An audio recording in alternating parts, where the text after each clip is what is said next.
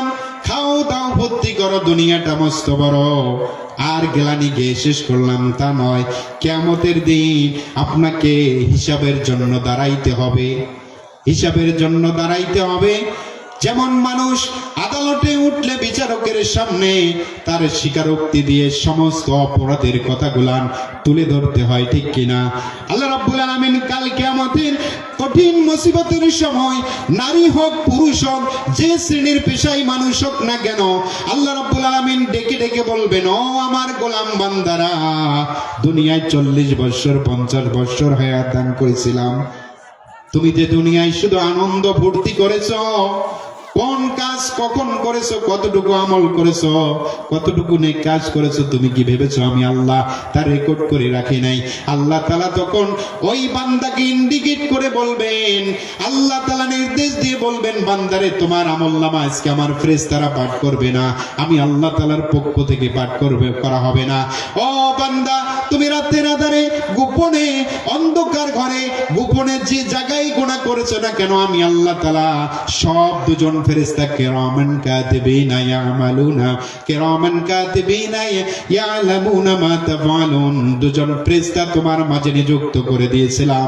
এই ফেরেশতার দায়িত্ব ছিল তুমি যা যখন যেটাই কাজ সম্পাদন করেছো না কেন, সমস্ত কাজ তারা লিপিবদ্ধ করে রেখেছে। জোরে বলেন না সুবহানাল্লাহ। আল্লাহ তাআলা তখন আপনাকে আমাকে ডাকে বলবেন, ডাক দিয়ে বলবেন, ইকরা কিতাবাকা কাফা বিনাফসিকা ইয়াউমান আলাইকা হাসিবা।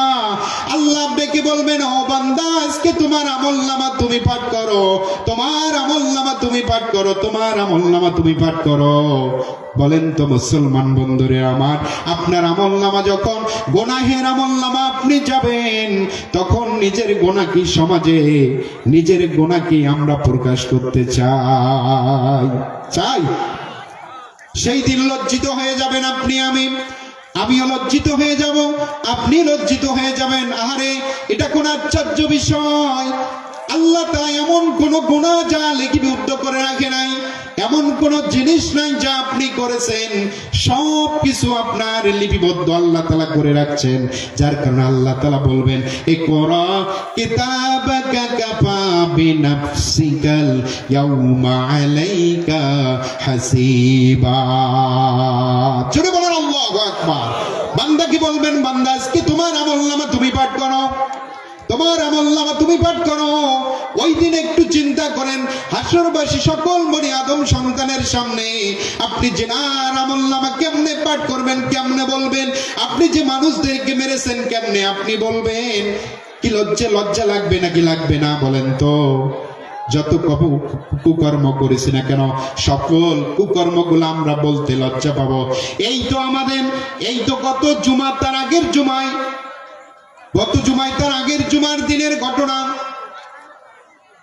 ভারতের আধিপত্য বিরুদ্ধে কথা বলতে গিয়ে, স্বৈরাচারের বিরুদ্ধে কথা বলতে গিয়ে যে বলিষ্ঠ একটা কণ্ঠস্বর, শরীফ ওসমান হাদি ভাই, চেনেন কি জানেন না?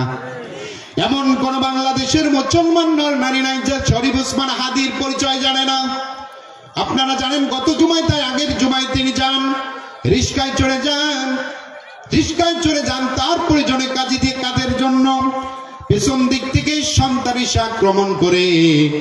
এই উমরের মতো একটা সন্তান, আমি মনে করি উমরের মতো একটা, যদি আল্লাহ তাআলা তাকে বেঁচে রাখতো, হয়তোবা গোটা বিশ্বের জন্য দ্বিতীয় যদি উমর হতো, সেটাই হতো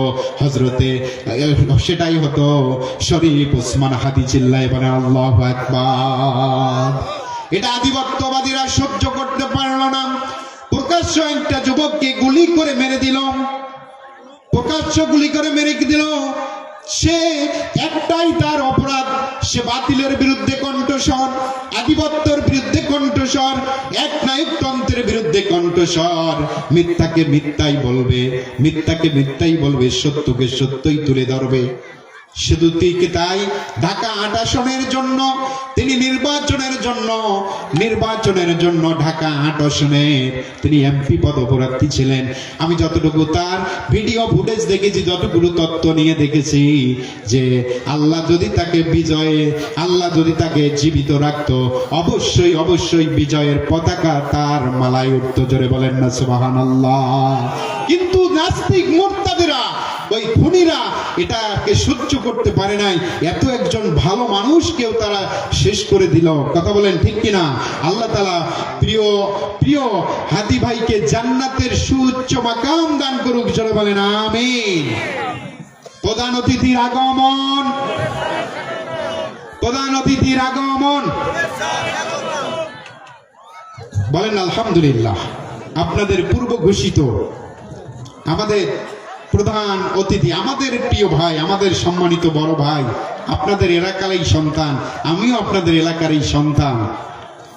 আসছেন, তিনি অবশ্য আলোচনা করবেন আপনাদের সম্মুখে, সময়ে আপনাদের কাছ থেকে দোয়া নেবেন। তা আমি বলতেছিলাম যে আল্লাহ রাব্বুল আলামিন কিন্তু সব কিছু আমাদের জন্য বলবেন বান্দা,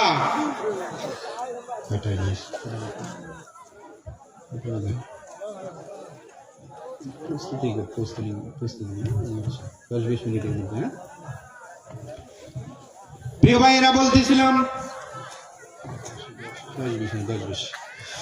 প্রিয় ভাইয়েরা বলতেছিলাম যে আল্লাহ রাব্বুল আলামিন আপনাকে বলবেন বান্দারে তোমার আমলনামা তুমি পড়ো, আজকে যারা মানুষদেরকে মারতেছে যদি দুনিয়ায় বিচার না পাই, বলেন তো আল্লাহ তাআলা ওই দিন যারা হাদিকে মেরেছে, যারা আবু সাইদকে মেরেছে, যারা এই জুলাই আন্দোলনের শহীদদেরকে মেরেছে, যদিও তাদের পরিচয়টা এখন গোপন, আমরা যেন এই নরাদান পশুদের চরিত্রটা কাল কিয়ামতের জমিনে দেখতে পারি, এরাই হাদিকে মেরেছে। আল্লাহ তাআলা কবুল করুক, জোরে বলেন আমিন।